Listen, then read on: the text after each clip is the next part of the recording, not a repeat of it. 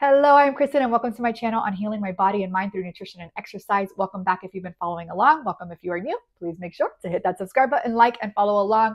Write in the comments where are you coming from, how long have you been on carnivore, and are you looking to start carnivore today or tomorrow or Monday?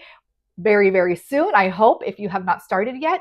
So today I just wanted to give you a few tips on how to start carnivore diets, and depending on the different things in your health. For me, I did it because I had depression for over 8 years. I had anxiety, fatigue, brain fog, inflammation in my hands where it felt like arthritis, bulging disc in my neck and my back. I have gut issues, microscopic colitis, thyroid issues, Graves' disease. So I have a lot on my plate, and you may too. You may only have one of those things. You may have diabetes or something else. And so you are here on this journey, or you're listening to my video to try to get an idea if carnivore is the right fit for you and how do you start. So let's dive in. Tip number one, let's start simple.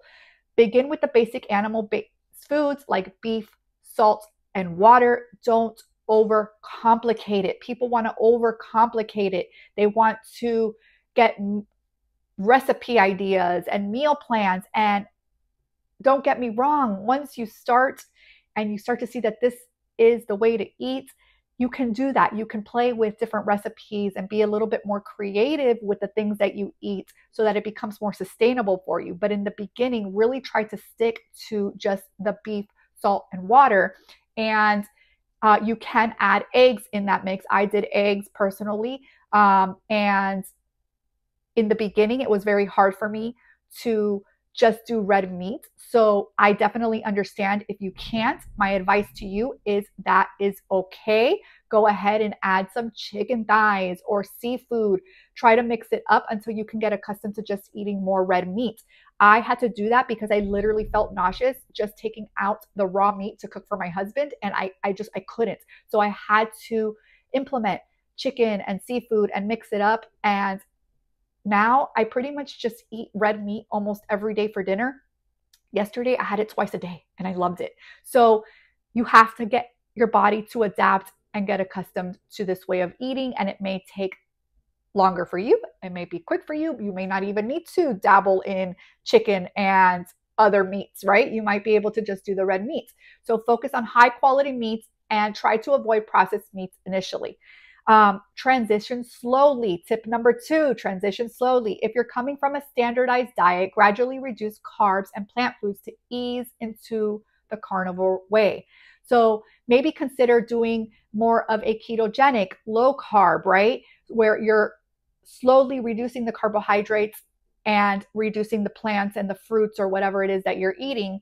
And I did this. I was doing more of a low carb. I started to do carnivore meals at night, and I still got a little bit of the keto flu where you get kind of like a little bit of achiness and fatigue. And I had to learn my body and realize what I was missing, what I needed, and what I needed to do, because you are going to likely, if you have been eating a lot of vegetables, you're going to have what's called oxalate dumping. So as you reduce or eliminate plant foods, your body may start to release stored oxalates. And these are compounds found in many plant foods. And this can cause temporary symptoms, like I said, fatigue, sometimes muscle pain or skin issues. So stick through it. This is going to happen. It's normal. And so you might transition slowly and it might minimize some of the effects. Tip number three, listen to your body. I say this all the time. Pay attention to how your body responds and make adjustments as needed. So everybody's journey is different, right? What works for me may not work for you, vice versa. These are just like tips that are not written in stone, and don't be afraid to tweak my approach because your body is going to react differently than mine. So tip number four, stay hydrated and get electrolytes. So one of the things that I had to listen to my body about was that I needed electrolytes. So I found a great supplement, electrolytes, that are drops just straight into my water. Very simple, very clean. I will leave that in the description below. You can check it out. They have tons of other brands that are that you'll hear a lot of carnivores talk about, and they're a lot more expensive. I am very like cautious. I don't know if that's the right word with my money. I don't like to spend so much money on supplements and things like that if I really don't have to. And I would love to find a great deal. So these electrolytes that I use really, really help. So hydration is key. I notice when I don't drink enough water, I get tired. I can feel it. So you may need to supplement with electrolytes. So just keep an eye out on that. Tip number 5, be prepared for the transition phase. This is what we were just talking about. Understand that there may be an adaptation period with symptoms like fatigue or digestive changes. This is normal and it's only temporary. Do not get discouraged on day 3 or 4 because you might be feeling crappy or feeling worse. Don't get discouraged on week even 2. It took me almost 30 days to fully start to feel the effects of being on a carnivore diet. So tip number 6, I'm going to give you 2 tips.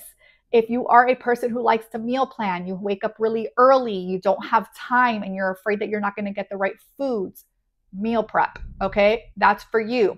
Make you can make your eggs beforehand. You can cook your steak and you can reheat it, okay?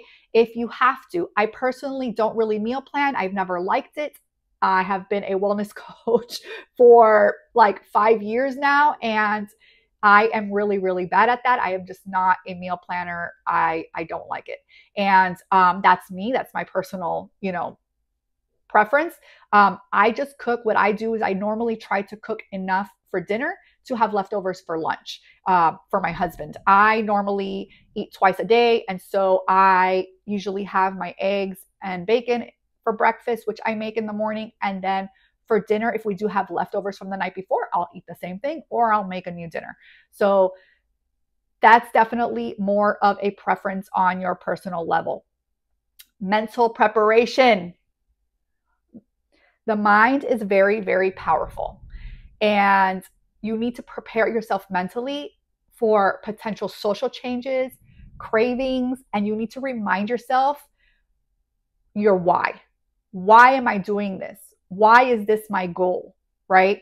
Because I wanted to quit almost every single day when I started the carnivore journey. You can go check out day 1 through 30. I actually documented everything from day 1 to 100.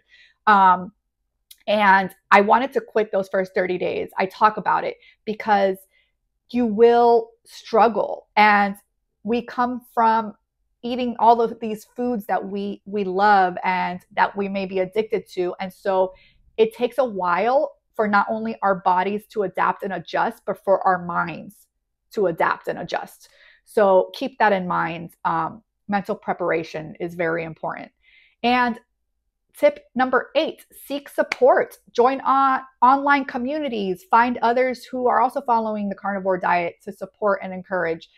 There is a lot of Facebook groups. They're not all very, very strict carnivore. I do find I'm in a few of them, and a lot of them, people just don't understand the carnivore way of eating, and they want to ask if they can have plants when we don't eat plants. So keep that in mind. That will be frustrating, but there are communities out there, and it still helps with getting to know somebody that also is on this journey with you. You are also more than welcome to follow me over on Instagram. Go check out my Instagram page and DM me. I love to interact and chat and help you out. So please go do that.